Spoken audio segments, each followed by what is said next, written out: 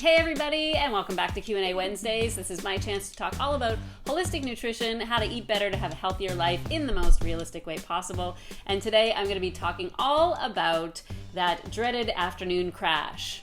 You know that one where it's like 3 o'clock and you're just like a zombie and you're heading towards getting a coffee and pastry and you don't know why, but you just can't stop it? Yes. It's that coffee break time. It's part of our culture, but it doesn't have to be your life. You don't have to zombie your way to a sugary pastry or cookie or coffee in the middle of the afternoon. I know from firsthand experience, even when I was eating really well, I always was sort of reaching for that afternoon pick-me-up.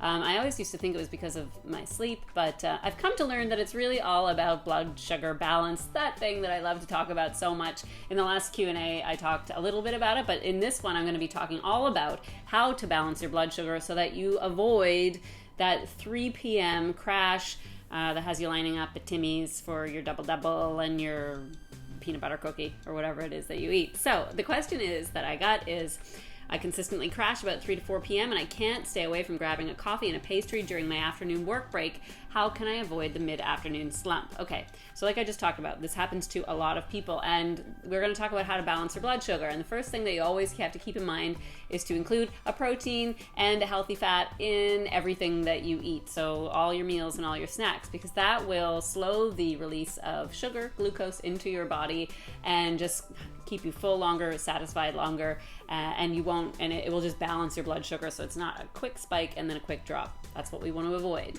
And on that note, you want to always include fiber, and you can easily do that by just, fruits and veggies. Fruits and veggies are complex carbs. They have fiber in them, legumes, all that kind of stuff that has fiber in them, and then that does the same thing in the body. It slows the release of glucose into the bloodstream. It slows down digestion. It keeps you full longer. It does all sorts of other amazing things, but we're talking about blood sugar balance, so that's what it does. Protein, healthy fats, fiber. You want to make sure that you get that in everything you eat, and it's really easy to do by eating real foods, whole foods. I mean, I could suggest some snacks, fruit with nuts and seeds by themselves.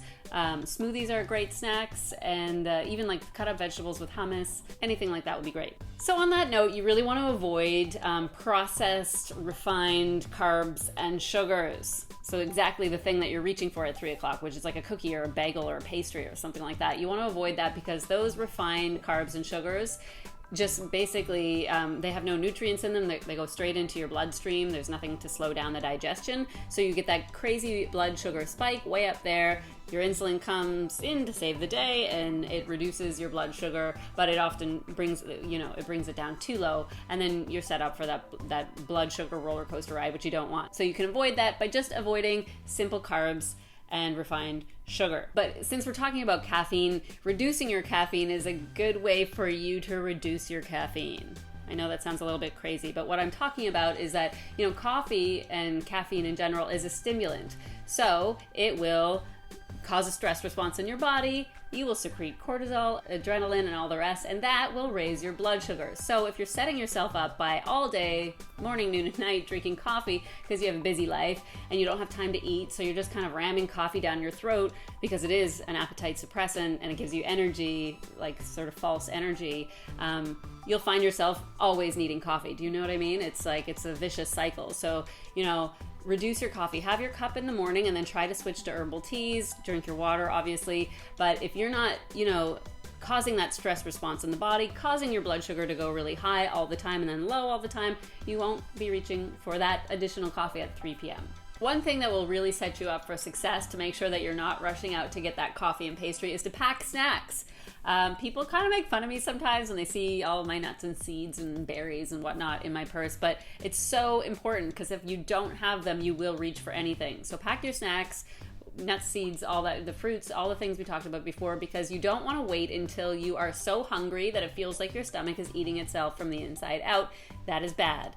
When that happens, you will eat anything, and whatever's nearby is usually going to be not great. It's usually going to be that coffee and pastry. So pack some snacks and you'll be good.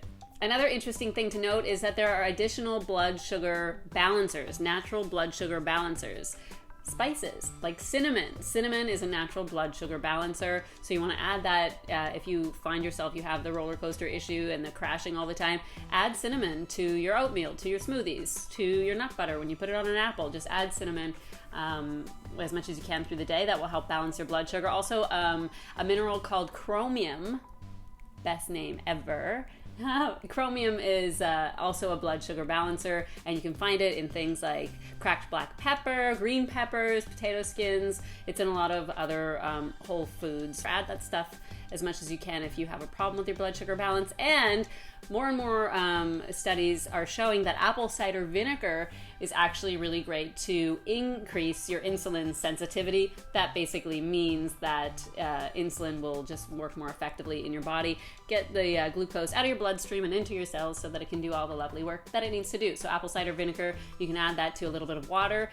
It's so good for so many things, but now also for blood sugar balance. So that's really great. And I can't leave this conversation without talking about emotional stress. Emotional and mental stress is also creates a stress response, a physiological stress response in the body. Your adrenal glands will secrete adrenaline and cortisol when you are emotionally stressed out, and that will raise your blood sugar. So I like to talk about just general relaxation techniques and ways to not be stressed through the day so that you're not going through that blood sugar high. They say that stress causes belly fat. That's one of the reasons, because it increases your circulating blood sugar. So one simple thing that I always say to people is just set your alarm 15 to 20 minutes earlier in the day. I know we all want that extra sleep in the morning, but so many times I know people who just jump out of bed, they rush out the door, they're stressed first thing in the morning because they don't have enough time to get to work. For sure, that's a stress in and of itself. So there you go with the roller coaster. Second of all, you're not going to have time to actually grab a breakfast that's healthy and good for you because you're running out the door and you're going to grab some pastry somewhere. Not good. Also, if you're in a rush and you are jamming something down your neck on the way out the door, that's not good for digestion. So that's going to cause all sorts of other problems. You want to at least have 5 or 10 minutes to sit down and eat something good for breakfast, whether it's an easy veggie scramble, or maybe you're going to do like a whole grain sprouted toast or sourdough toast with some nut butter and some bananas, or like I always do, my smoothies with healthy fats and fiber and all the rest.